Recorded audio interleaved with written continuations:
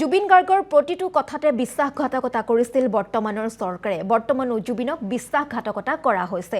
এছআইটিৰ চাৰ্জশ্বিটতে প্ৰতিফলিত হৈছিল জুবিনক কৰা বিশ্বাসঘাতকতা। মুখ্যমন্ত্ৰীয়ে স্পষ্ট কৰিছে, ফাষ্ট ট্ৰেক আদালতত দিলে জামিন পাব অভিযুক্তই। নিৰ্বাচনলৈকে কোনোমতে জেলত ৰাখিছে অভিযুক্তক। এজাক বৰষুণ দিলেই জুবিন ক্ষেত্ৰত কোনেও ভৰি ৰাখিব নোৱাৰে। বৰষুণ দিলে পাহাৰৰ বোকা পানীয়ে বুঢ়াই পেলাব জুবিন ক্ষেত্ৰ। বন্দীশালত ৰখাৰ দৰেই সোণাপুৰত ৰখা হৈছে প্ৰাণৰ শিল্পীগৰাকীক। এই মন্তব্য কৰিছে অখিল গগৈয়ে। জুবিন গাৰ্গৰ প্ৰত্যেকটো কথাতে জুবিন গাৰ্গক মানে আমাৰ অসমৰ মুখ্যমন্ত্ৰী আৰু বিজেপি চৰকাৰখনে বিট্ৰে কৰিলে, বিশ্বাসঘাতকতা কৰিলে। জুবিন গাৰ্গ ইজ বিট্ৰেড নাও বাই দি গভৰ্ণমেণ্ট। একদম খোলা খুলি যদি মই কথা কওঁ, সঁচাকৈ অসমীয়া জাতিৰ আটাইতকৈ জনপ্ৰিয় মানুহজনক অসমৰ মুখ্যমন্ত্ৰী হিমন্ত বিশ্ব শৰ্মাই বিশ্বাসঘাতকতা কৰি পেলালে।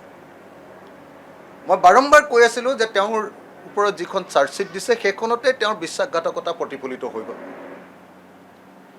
কিন্তু এতিয়াতো তেওঁ যিবিলাক কথা কৈ আছে, তেওঁতো খোলা খুলিকৈ কৈ দিছে যে আজিৰ দিনটোত যদিহে আপোনাৰ ফাৰ্ষ্ট ট্ৰেক হয় তেতিয়াহ'লে আটাইকেইজন অভিযুক্তই বেইল পাই যাব। অসমৰ মুখ্যমন্ত্ৰী এইটোৱে কৈছে নহয় জানো, যে ফাৰ্ষ্ট ট্ৰেক আদালত হ'লে বেইল পাব। তাৰমানে কি, মই যে কৈ আছিলোঁ ইমান দিন আপোনালোকক যে অসমৰ মুখ্যমন্ত্ৰীয়ে এখন ভুৱা চাৰ্জশ্বিট দিছে আৰু জুবিন দাক যদি সঁচাকৈ ন্যায় দিব লাগে তেতিয়াহ'লে অতিৰিক্ত চাৰ্জশ্বিট দিব লাগিব, এই কথাটো সত্য। মই যে বাৰম্বাৰ কৈ আছিলোঁ যে নিৰ্বাচনৰ আগতেই আটাইবিলাক অভিযুক্তই মাত্ৰ 3 মাহৰ ভিতৰতে মই যে কৈ আছিলোঁ যে তেওঁলোকে বেইল পাব। আজিৰ দিনটোত অসমৰ মুখ্যমন্ত্ৰীয়ে অভিযুক্তকেইজনক যেনে তেনে মেনেজ কৰিহে যেনে তেনে ৰখাই থৈ দিছে ইলেকশ্যনলৈকে। এতিয়াতো অসমৰ মুখ্যমন্ত্ৰীয়ে নিজে নিজে কৈ দিলে যে যেতিয়াই আচলতে লফুলনেছ নাহি যাব, মানে লফুলি যেতিয়া কামটো আৰম্ভ হ'ব তেতিয়াই তেওঁলোকে বেইল পাব। কেলে? কাৰণ চাৰ্জশ্বিটখন ভুৱা দিলে।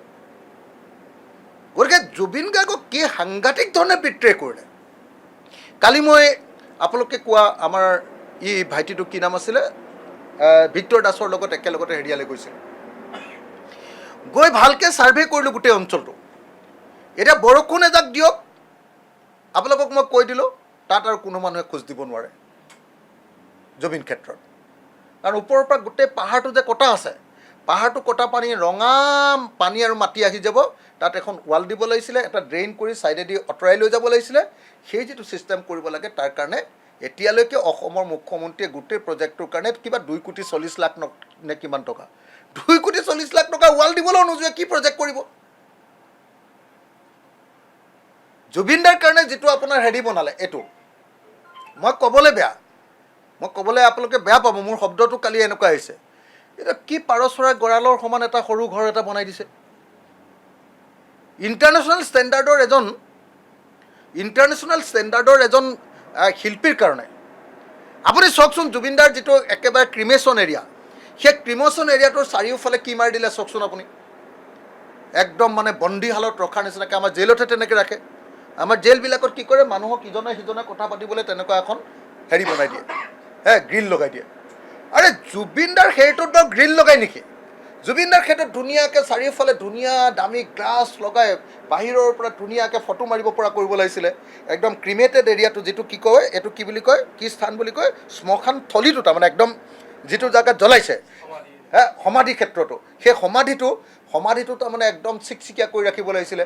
এতিয়া একদম পাৰই গোটেই সাগি লৈ তাত যাব নোৱাৰি, পাৰৰ গোট জুবিনদাৰ ক্ষেত্ৰ।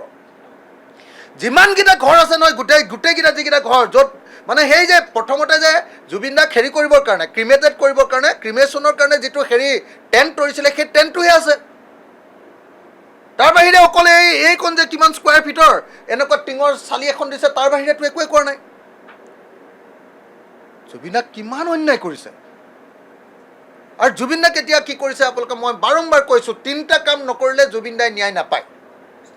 1 নম্বৰ, অতিৰিক্ত চাৰ্জশ্বিট। এতিয়া এওঁলোকে চাৰ্জশ্বিট দিয়াটো, তদন্ত কৰাটো বন্ধ কৰি দিলে। গতিকে জুবিনদাক তেওঁলোকে ন্যায় নিদিওঁ বুলি কৈ দিলে। মই কৈ আছোঁ যে অতিৰিক্ত চাৰ্জশ্বিট দিব লাগিব, নম্বৰ 1, মানে তদন্ত চলাই থাকিব লাগিব। 1 2 নম্বৰ কি কৰিব লাগিব যে নেশ্যনেল ষ্টেণ্ডাৰ্ডৰ লয়াৰ্ছবিলাকৰ এটা টীম বনাব লাগিব নম্বৰ 2 আৰু নম্বৰ 3 ফাৰ্ষ্ট টেক নহয় ডে টু ডে আদালত বহুৱাই প্ৰত্যেক দিনাই আদালত বহাই 6 মাহৰ ভিতৰত জুবিনদাৰ ন্যায়টো দি দিব লাগিব এই তিনিটা কাম নকৰিলে জুবিনদাই ক'ত ন্যায় পাব